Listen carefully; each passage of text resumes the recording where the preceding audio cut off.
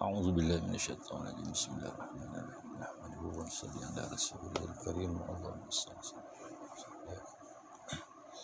InsyaAllah pagi ini kita sambung lagi dengan pembacaan hadis-hadis Nabi SAW di dalam bab hadis mengenai zikir, yakni di dalam bab fadilat zikir. Allahumma salli ala sayyidina. Sayyidina Abdullah bin Abbas radhiyallahu an meriwayatkan bahawa Rasulullah sallallahu alaihi wasallam bersabda, jika seseorang daripada kamu tidak mampu beribadat dengan bersungguh-sungguh pada malam hari dan bakhil untuk membelanjakan harta, yakni pada jalan Allah SWT, sedekah, khairat dan sebagainya, takut untuk berjihad menentang musuh, maka hendaklah dia memperbanyakkan zikrullah. Allahumma salli. Hadis riwayat Tabrani, Baihaqi dan lain-lain. Sayyidina Abdullah bin Abbas radhiyallahu an meriwayatkan bahawa Rasulullah sallallahu alaihi wasallam bersabda, jika seseorang daripada kamu tidak mampu beribadat dengan bersungguh-sungguh pada malam hari dan bakhil untuk membelanjakan harta, yakni pada jalan Allah Subhanahu wa taala, sedekah, khairat dan sebagainya, takut untuk berjihad menentang musuh, maka hendaklah dia memperbanyakkan zikrullah. Allah.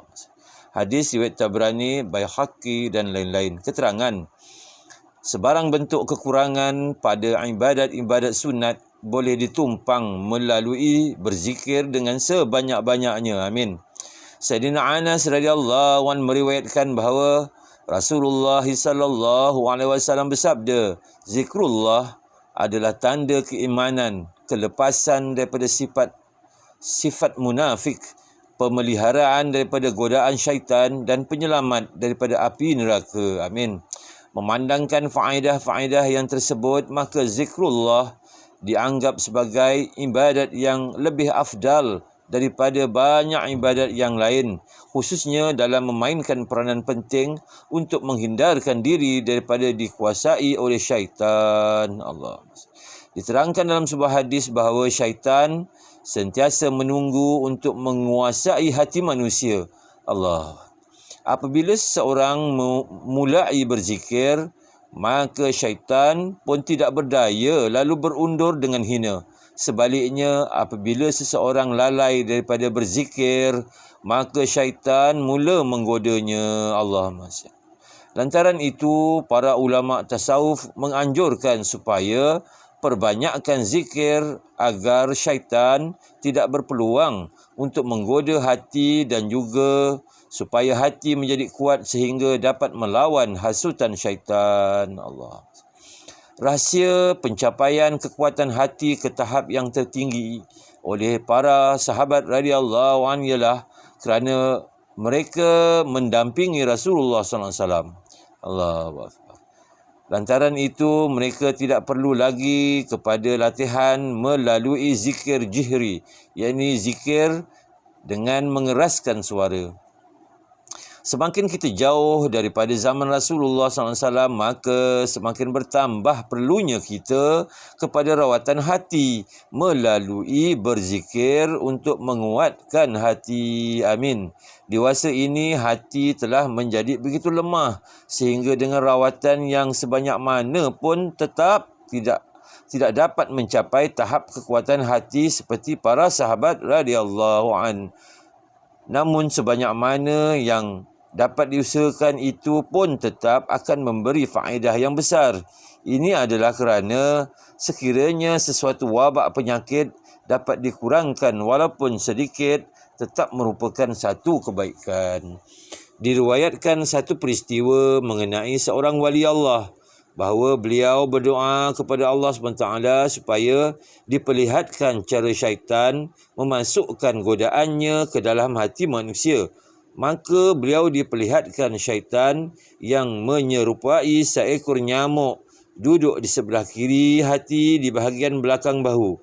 Di mulutnya terdapat satu belalai yang panjang seperti jarum yang ditujukan ke arah hati. Sekiranya syaitan mendapati hati manusia itu lalai daripada zikir, maka dia akan menyuntik godaan dan racun kemaksiatan ke dalam hati tersebut. Allah Masya.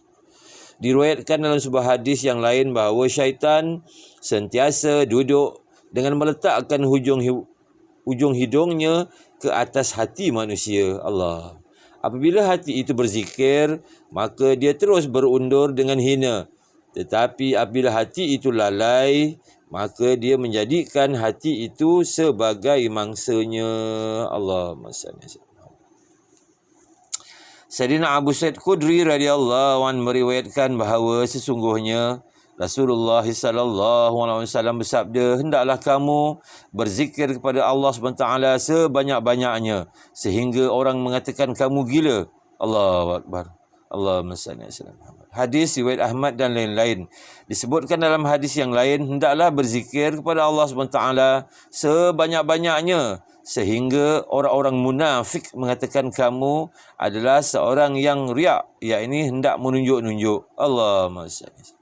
Hadis riwayat Tabrani dan lain-lain. Keterangan daripada hadis di atas dapat difahami bahawa zikir yang merupakan amalan yang sangat berharga itu tidaklah sepatutnya ditinggalkan walaupun orang-orang munafik atau orang-orang bodoh menganggap perbuatan itu sebagai perbuatan gila dan riak. Bahkan hendaklah berzikir sebanyak-banyaknya sehingga mereka benar-benar menganggap kamu sebagai orang gila untuk membiarkan kamu terus berzikir. Orang-orang yang berzikir itu akan dianggap sebagai orang gila apabila mereka banyak berzikir dengan suara yang kuat. Berzikir dengan perlahan-lahan tidak menimbulkan anggapan ini. Hadrat Ibn Katsir rahmatullah alaihi meriwayatkan daripada Sayyidina Abdullah bin Abbas radhiyallahu anhu bahawa beliau berkata, tiada satu amalan pun yang Allah SWT perintahkan tanpa menentukan had dan batasan dan tanpa Allah SWT memberi kelonggaran untuk meninggalkan amalan itu kerana sesuatu keuzuran. Walau bagaimanapun untuk zikrullah tidak ada had dan tidak ada sesiapa pun yang diuzurkan selagi dia berakal. Allahumma salli. Jadi alhamdulillah tuan-tuan yang dimuliakan Allah SWT, mudah-mudahan apa yang kita dengar ni Allah SWT kurniakan kita taufik dan hidayah dapat kita amalkan dan sampaikan, insya-Allah. Kita tutup dengan tasbih kifarah. Subhanallah bihamdi, subhanakallah wa bihamdika, asyhadu an la ilaha illa anta, astaghfiruka wa atubu ilaik.